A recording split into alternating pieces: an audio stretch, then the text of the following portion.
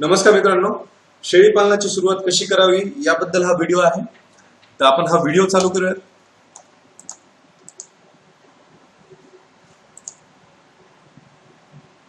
सगळ्यात सुरुवातीला एक महत्वाची सूचना मी तुम्हाला सगळ्यांना सांगू इच्छितो की माझं जे कन्सल्टेशन आहे ते पेड असतं. मला जर तुम्हाला फोनवर माझ्यासोबत बोलायचं असेल तर मी 1 तासासाठी 500 रुपये चार्ज करतो. ती फीस आधी तुम्हाला पेटीएम करायची आहे किंवा तुम्ही बँक ट्रान्सफर करू शकता. अदरवाईज तुम्हाला जर फक्त इयरली मेडिकल कन्सल्टेशन पाहिजे असेल, म्हणजे तुमच्या शेळ्यांना जर काही आजार होत असेल, डॉक्टरची फॅसिलिटी जर तुमच्याकडे नसेल, तर आमचं इयरली मेडिकल कन्सल्टेशन पण आहे. हे फोनवरच असतं. तर याची फीस जी आहे ती 2000 रुपये आहे एका वर्षासाठी. त्याच्यानंतर जर तुम्हाला पूर्ण शेळी पालनाबद्दल जर गायडन्स पाहिजे असेल तर त्याची फीस आहे 6000 रुपये. आणि जर आमची व्हिजिट पाहिजे असेल तर एक व्हिजिट आणि इयरली कन्सल्टेशन याची फीस आहे 12000 रुपये. आणि ही जी फीस पेड करायची आहे ती फीस पेड तुम्ही पेटीएम थ्रू करू शकता. अदरवाईज जर तुम्हाला पेटीएमचा वापर करून जर फीस ट्रान्सफर करता येत नसेल तर तुम्ही आमच्या फोन करून डायरेक्टली अकाउंट नंबर घेऊ शकता आणि अकाउंटवर पण पैसे भरू शकता.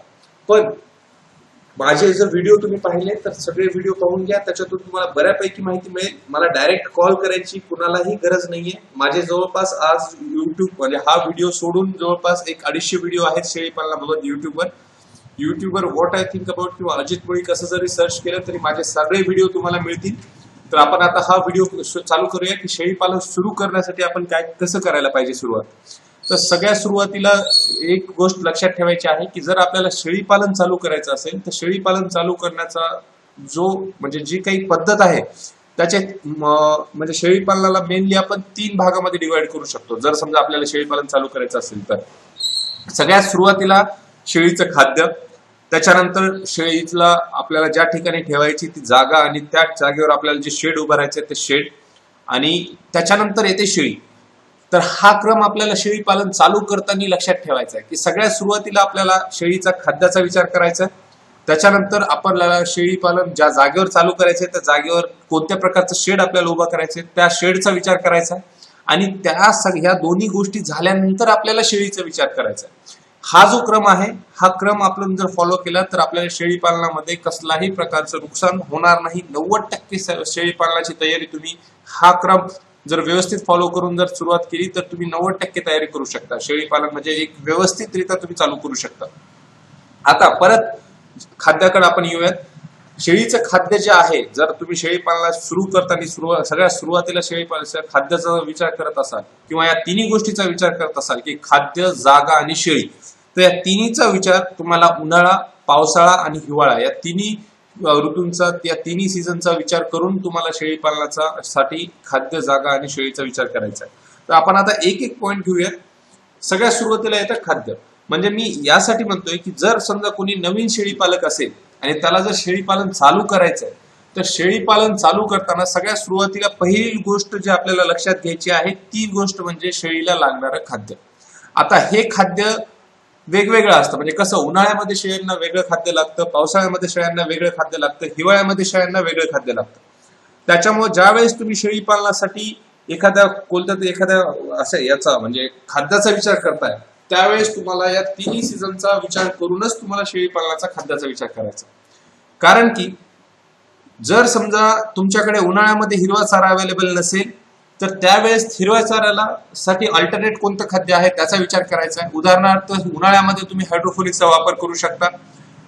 त्याच्यानंतर येतो पावसाळा. पावसाळ्यामध्ये तुमच्याकडे सुका चारा अवेलेबल नसेल तर त्याच्यासाठी तुम्हाला पूर्वतयारी करून ठेवायची उन्हाळ्यामध्येच, की सोयाबीनचं भुसकट किंवा गव्हाचं भुसकट किंवा तुमचा ज्वारीचा कडबा, ह्या सगळ्या गोष्टींचा विचार तुम्हाला उन्हाळ्यामध्येच करायचा आहे. जर आता त्याच्यानंतर येतो हिवाळा. हिवाळ्यामध्ये थंडी जास्त असल्यामुळे शेळ्यांना त्यांची म्हणजे जो शरीराचं टेम्परेचर मेंटेन करण्यासाठी काही पेन किंवा काही वरचं एक्स्ट्रा खाद्य त्याला द्यावं लागतं. याचा विचारही आपल्याला हिवाळा चालू व्हायच्या आधी करायचा.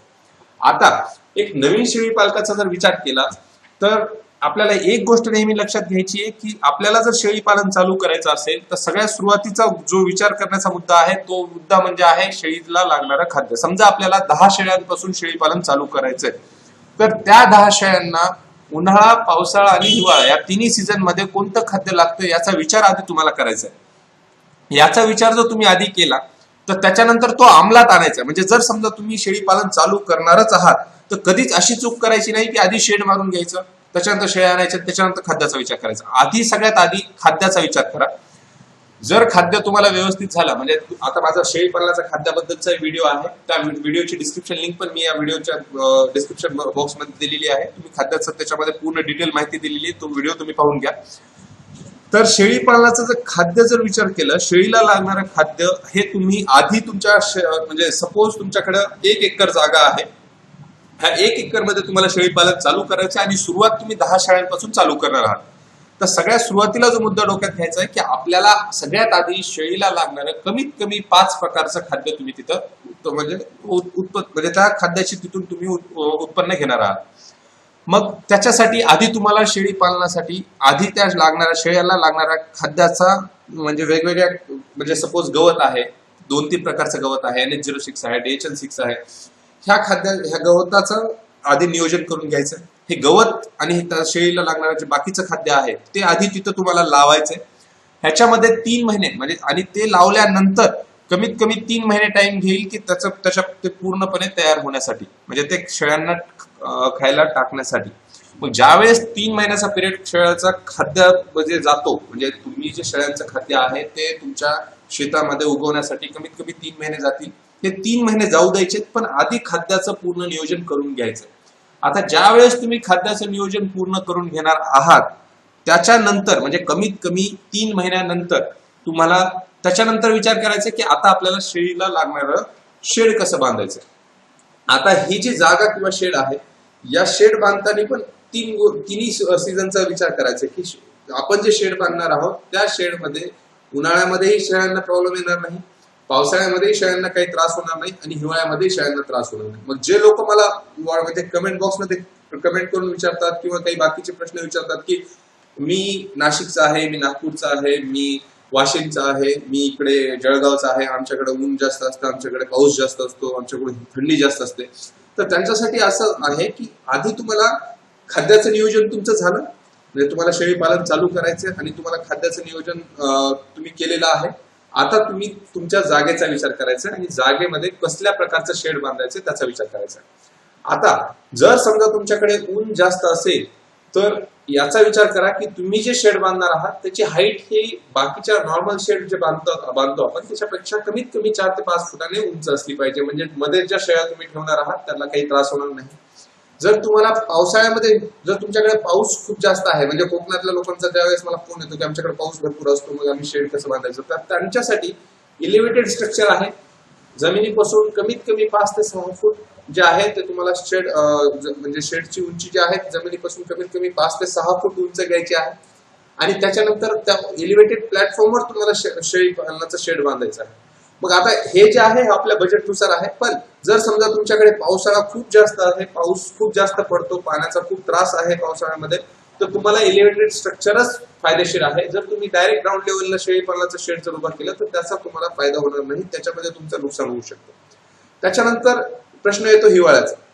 हिवाळ्याचा जर प्रश्न विचार केला, म्हणजे जर समजा आता महाबळेश्वर सारख्या ठिकाणी जर कोणाला शेळी पालन चालू करायचं आणि त्या ठिकाणी भरपूर हिवाळा असतो, तर त्या लोकांना एक साइड म्हणजे आपल्या शेडची कोणतीही एक साइड कम्प्लीट भिंत बांधून घ्यायची आहे आणि बाकीचे जे 2 साइड आहेत 3 साइड आहेत त्याच्यामध्ये बाकी व्यवस्थित पार्टिशन करून 200 वॅटच्या बल्बची वगैरे सोय करून, जेणेकरून तुमच्या शेडचं टेम्परेचर हे मेंटेन राहिलं पाहिजे, जास्त थंडी लागली नाही पाहिजे किंवा बाकीच्या शेड म्हणजे थंडी वाजू नये याची ज्या प्रकारे सोय करता येते, म्हणजे जवळपास चवळे असतात, चवळे बांधून किंवा मध्ये 200 वॅटचे बल्ब सोडून किंवा रूम हीटर्स लावून या प्रकारची सोय तुम्हाला त्या शेडमध्ये करायची आहे. पण आधी तुम्हाला खाद्याचा विचार करायचा आहे, त्याच्यानंतर तुम्ही जागा आणि शेडचा विचार करणार आहात आणि सगळ्यात शेवटी येतं तुम्हाला शेळी कोणती निवडायची.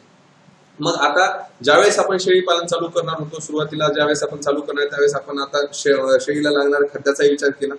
ते खाद्य आपण कमीत कमी 3 महिने गेले आपले त्याच्यामध्ये, त्याच्यानंतर आपण 1-2 महिने शेडमध्ये जाणार आणि त्याच्यानंतर आपण शेळी पालनाकडे वळणार आहोत आणि शेळी पालनाकडे म्हणजे शेळी कोणती घ्यायची त्याचा विचार करणार आहोत आणि ती शेळी घेताना पण आपल्याला आधी उन्हाळा, पावसाळा आणि हिवाळा या तिन्ही सीझनचा विचार करायचा आहे.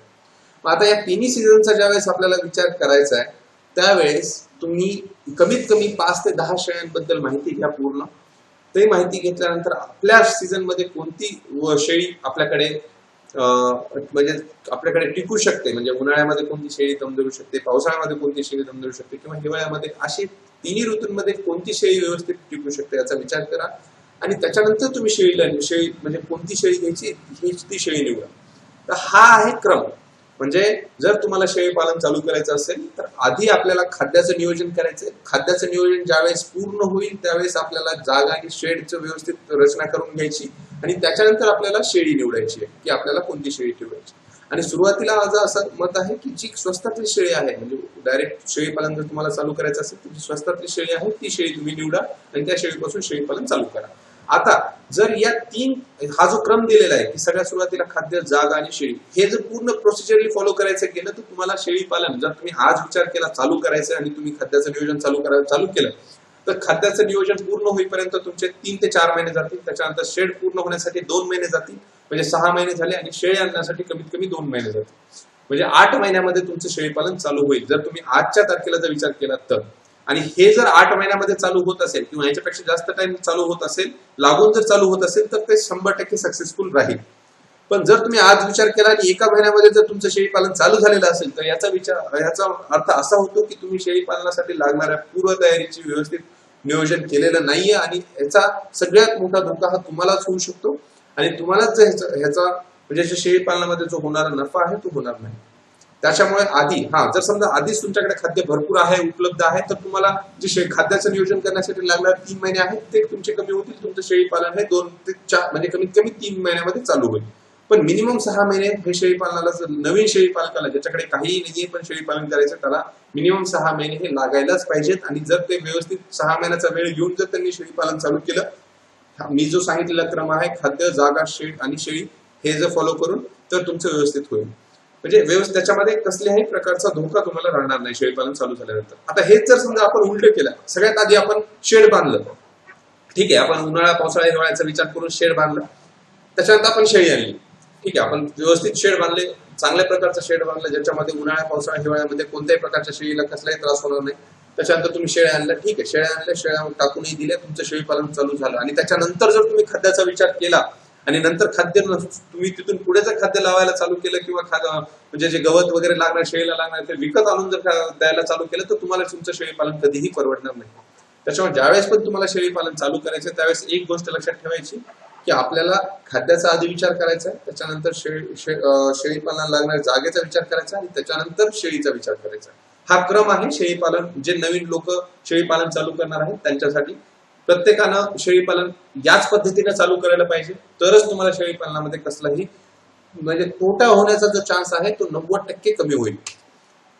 तुम्हाला जर हा व्हिडिओ आवडला असेल तर लाईक करा, माझ्या नवीन व्हिडिओसाठी या चॅनलला सबस्क्राईब करा, म्हणजे माझे जे काही नवीन व्हिडिओ येतील त्याचे लिंक, त्याचं नोटिफिकेशन तुम्हाला मिळेल. तुमचे जे काही व्हॉट्सअपचे ग्रुप आहेत त्याच्यामध्ये हा व्हिडिओ शेअर करा, म्हणजे जे काही नवीन लोक आहेत शेळी पालन करू इच्छिणारे त्यांना त्याचा फायदा होऊ शकतो. आणि जर समजा तुम्हाला माझा व्हॉट्सअपचा ग्रुप जॉईन करायचा असेल तर याच व्हिडिओच्या डिस्क्रिप्शन बॉक्समध्ये व्हॉट्सअप ग्रुपची लिंक दिलेली आहे, त्या लिंकवर क्लिक करून तुम्ही व्हॉट्सअप ग्रुप जॉईन करू शकता. आणि फेसबुक पेजची पण लिंक दिलेली आहे, त्याच्यावर तुम्ही फेसबुक पेज पण लाईक करू शकता. म्हणजे तुम्हाला माझे जेवढे काही नवीन शेळी पालनाबद्दलचे माझे जे काही विचार आहेत ते त्याचे तुम्हाला नेहमी अपडेट भेटत राहील. आणि जर समजा एखाद्या वेळेस व्हॉट्सअप ग्रुप फुल झालेला असेल तर मी व्हिडिओच्या सुरुवातीलाच माझा व्हॉट्सअपचा नंबर दिलेला आहे, त्या नंबरवर तुम्ही डायरेक्ट मेसेज करू शकता. पण व्हॉट्सअपला जॉईन करा असा मेसेज केल्यानंतर कमीत कमी तुम्हाला 2 ते 3 आठवडे तरी लागतील किंवा त्याच्यापेक्षा जास्त वेळ लागू शकतो, कारण की मला एका दिवसात व्हॉट्सअपला कमीत कमी 50 ते 60 हजार मेसेज येतात. त्याच्यामुळे लगेच होणार नाही, पण नक्की तुमचा जो नंबर तुम्ही मला मेसेज व्हॉट्सअप ग्रुपला ऍड करायला सांगितलेला आहे त्या व्हॉट्सअप ग्रुपमध्ये तुम्ही ऍड होणार. आणि सगळ्यात महत्वाचं, व्हॉट्सअप ग्रुपला ऍड झाल्यानंतर फक्त आणि फक्त शेळी पालनाबद्दलच मेसेज करा. तो ग्रुप जो आहे तो जे काही नवीन शेळी पालक आहेत त्यांना एकत्र घेण्यासाठी केलेला आहे. मी सारखं व्हॉट्सअप ग्रुप पाहणं माझ्याकडून शक्य नाहीये, कारण की जवळपास 400 ग्रुप आहेत माझे व्हॉट्सअपचे. त्याच्यामुळे हे तुमची रिस्पॉन्सिबिलिटी आहे की जो काही शेळी पालनाचा ग्रुप तयार केलेला आहे त्याचा फायदा तुम्हाला स्वतःला कसा करून घेता येईल याचा व्यवस्थित चांगल्या पद्धतीने विचार करून त्या ग्रुपचा वापर करा. उगाच काहीतरी good morning, good evening, good नाईटचा मेसेज करून ग्रुपला डिस्टर्ब करू. धन्यवाद.